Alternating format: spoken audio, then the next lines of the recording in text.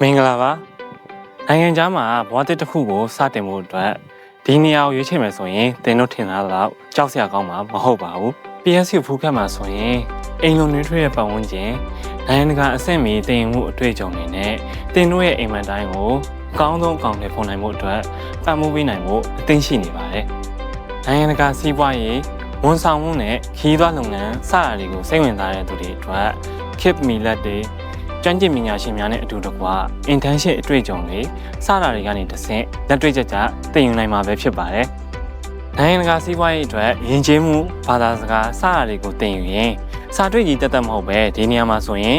နိုင်ငံတကာနဲ့နယ်နိမိတ်မရှိဆက်သွယ်နိုင်မှုအတွက်ယဉ်ကျေးမှုမျိုးစုံကိုပေါင်းစည်းထားတဲ့နေရာတစ်ခုပဲဖြစ်ပါတယ်။ AI နည်းပညာကွန်ပျူတာ digital စီးပွားရေးစတာတွေအတွက် College of Computing မှာကျောင်းသားတို့အတွက်ကွန်ပျူတာနဲ့ AI နည်းပညာများဖြင့်ခိုင်မာတဲ့အနာဂတ်တစ်ခုကိုတည်ဆောက်နိုင်မှုအတွက်ပြင်ဆင်ပေးနေပါတယ်။